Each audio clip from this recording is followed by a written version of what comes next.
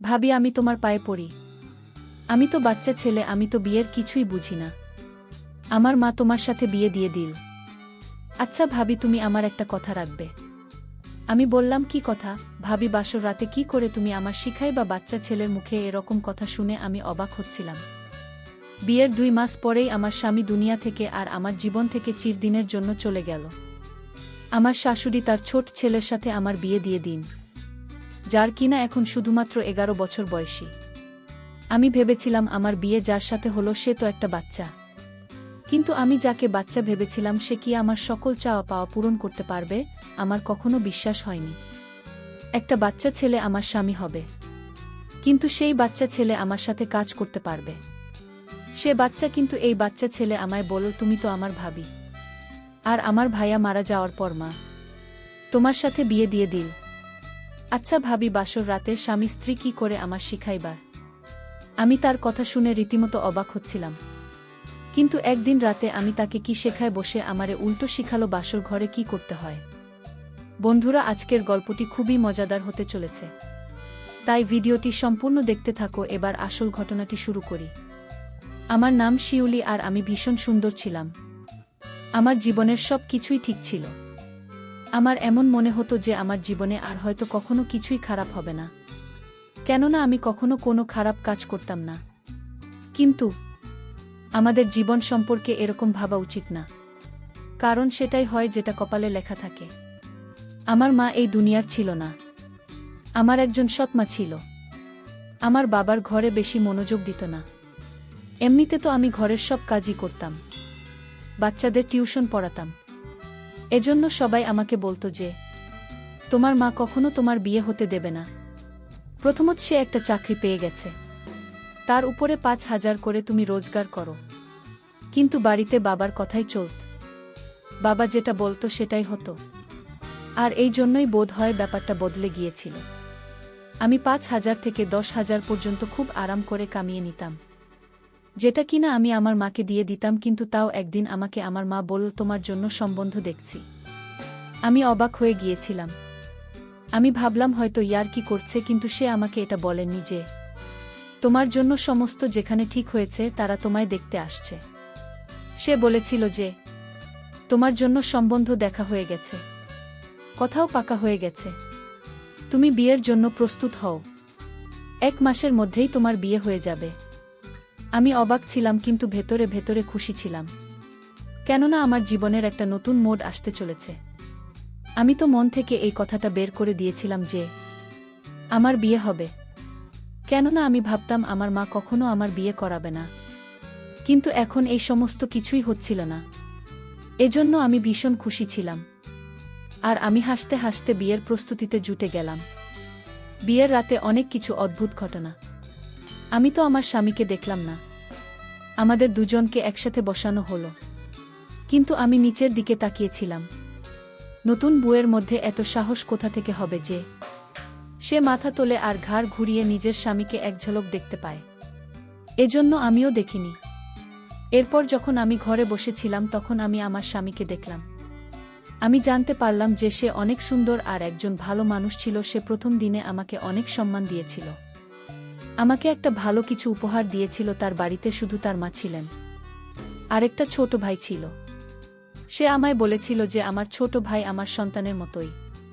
তার বয়স যদিও 11 বছর, কিন্তু আমার জন্য তো সে আর তার থেকেও ছোট, কেননা সে যখন 2 বছরে ছিল তখন বাবা এই পৃথিবী ছেড়ে চলে গেল, আর সে বাবার জন্য ভীষণ উদাস থাকত। এজন্য বাবার জায়গাটা আমি নিলাম, আর রোজ রাতে আমি তাকে ঘুম পাড়িয়ে দিতাম। তখন থেকে সে আমার জন্য এমন যেন সে আমার নিজের সন্তান। আমার দেওরের নাম হাসান। আমার স্বামী বলল, তুমি সবসময় খেয়াল রেখো। আমি বললাম, ঠিক আছে, তুমি চিন্তা করো না, সে আমার জন্য ছোট ভাইয়ের মতোই। বিয়েটা ভালোই কাটল। এমন মনে হচ্ছে যে জীবনটা খুব ভালোভাবে কেটে যাবে। কিন্তু যখন সকাল হল, শাশুড়ি কিছু অদ্ভুত জিজ্ঞাসা করুন আমার ঘরে চলে এলো। বিছানার চাদর এদিক ওদিক করে দেখতে লাগল। আমি বুঝতে পেরেছিলাম সে কি খুঁজছে।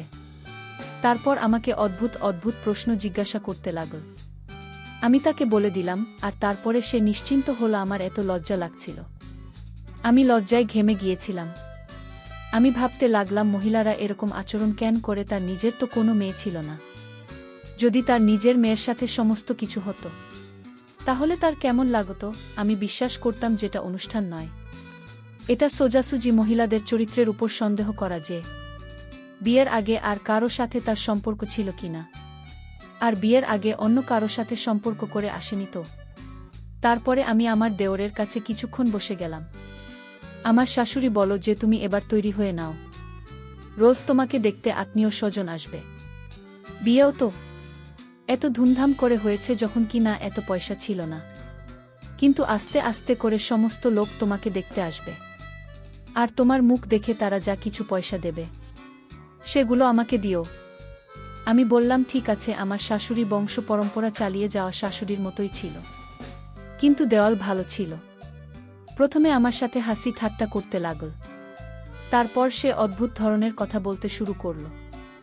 আমাকে জিজ্ঞাসা করল, তুমি আর দাদা কি করছিলে? আমি বললাম আমরা কথা বলছিলাম। সে বলল, তোমরা তাড়াতাড়ি শুয়ে পড়েছিল, এ তোমাদের ঘরের লাইট বন্ধ হয়ে গিয়েছিল। আমি দেখেছিলাম। আমি অবাক হয়ে গেলাম।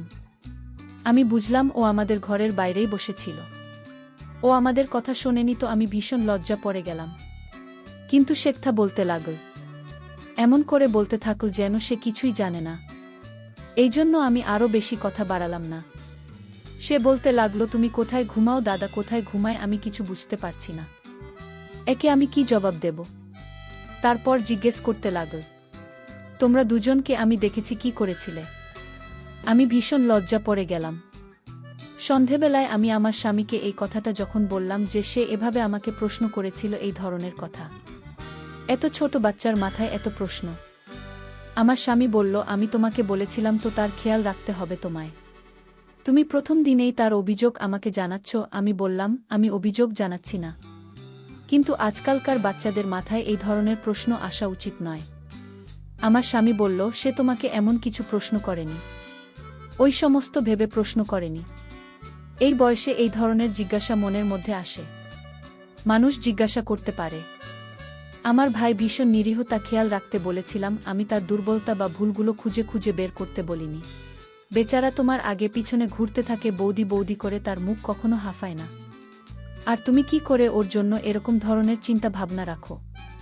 আমি তো অবাক হয়ে গেলাম যে আমার স্বামী কি হয়ে গিয়েছিল। সে সত্যিই নিজের ভাইয়ের ব্যাপারে অনেক বেশি নরম আর আবেগপ্রবণ ছিল। এই কথাটা বুঝতে আমার বেশি দেরি হয়নি যে যদি আমার স্বামীকে খুশি রাখতে হয় তাহলে তার সামনে তার ভাইয়ের বিষয়ে খারাপ কথা বলা চলবে না, না হলে তার খারাপ লাগতে পারে। এরপরে আমি এরকম কিছুই বলতাম। আমাদের বিয়ে হয়েছে মাত্র 10 দিন হলো। আমার স্বামী সোজাসাপটা মানুষ ছিল না। একদিন তো সকালবেলায় আমার শাশুড়ি আমাকে ডেকে ডেকে হয়রান, কিন্তু আমার স্বামী তার কাছ থেকে আমাকে উঠতে দিচ্ছিল না। সে বলছিল, আমার সাথে ভালো ভালো কথা বলো, আমার চোখের দিকে তাকাও। তুমি কি কখনো সিনেমা দেখেননি, যেমন সিনেমার হিরো হিরোইন একে অপরের সাথে বসে কথা বলে, তেমন তুমি আমার কাছে বসে থাকো।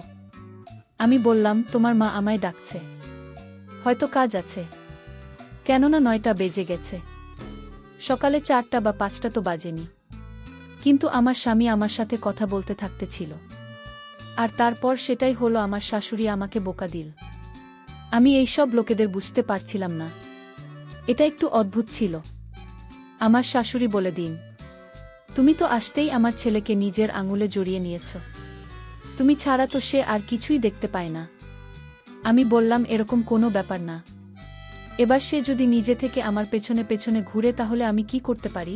কিন্তু আমার স্বামী আমাকে বলেছিল, আমার মায়ের সব সময় খেয়াল রাখবে, তাকে খুশি রাখবেন। এজন্য আমি পুরো ঘরের কাজ ভালোভাবেই করতাম, কখনো কিছু বলতাম না, কোনো জবাবও দিতাম না। আর যদি জবাব দিতাম, অন্যভাবে দিতাম যাতে সে রাগ না করে। আমার বিয়ে হয়েছে এখনো 1 মাসও হয়নি যখন আমি একটা দুঃসংবাদ পেলাম। শুনতে পেলাম যে এই দুনিয়া থেকে চলে গেছে। এরপর আমরা অনেক বেশি সমস্যার মধ্যে পড়ে গেলাম, আর ভাবতে লাগলাম এটা মিথ্যে কিছুই হতে পারে না। কিন্তু যখন লাশ বাড়িতে আনা হলো আমাদের, তখন আমি জ্ঞান হারিয়ে ফেললাম। আর আমার শাশুড়ি, আমার দেওর আর আমি খুব বাজেভাবে চিৎকার করতে লাগলাম, কান্না করতে লাগলাম। আমরা প্রার্থনা করেছিলাম যে আমার স্বামী মরেনি, এটা মিথ্যা।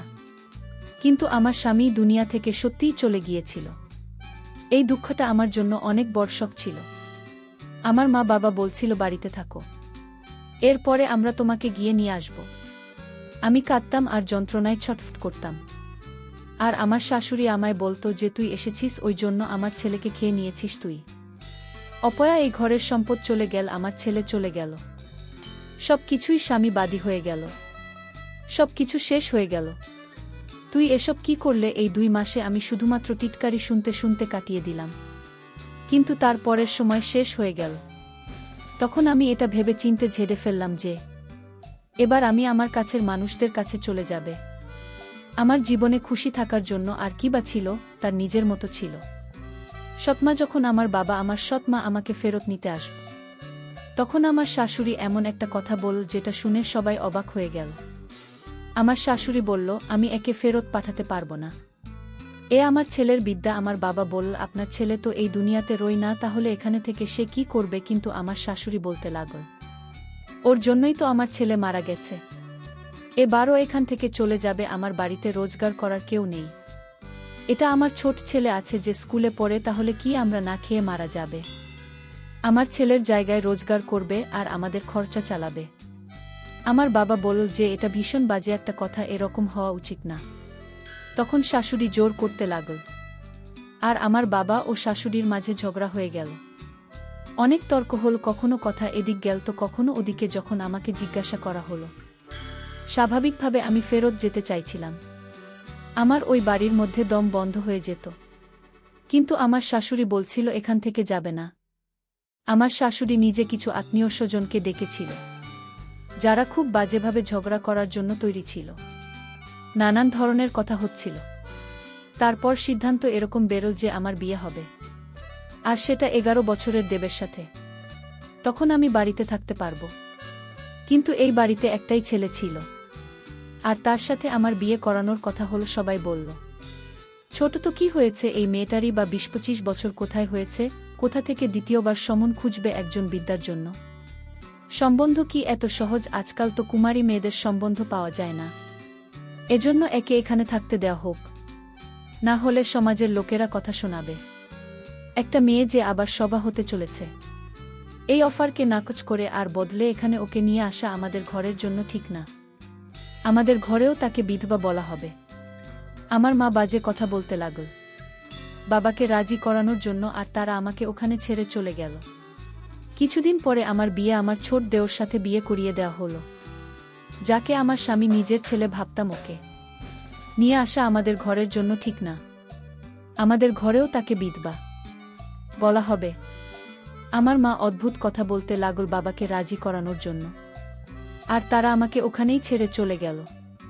কিছুদিন পরে আমার বিয়ে আমার ছোট দেওর এর সাথে দেয়া হলো, যাকে আমার স্বামী নিজের ছেলে বলতো, আর যাকে আমি বাচ্চাই ভাবতাম।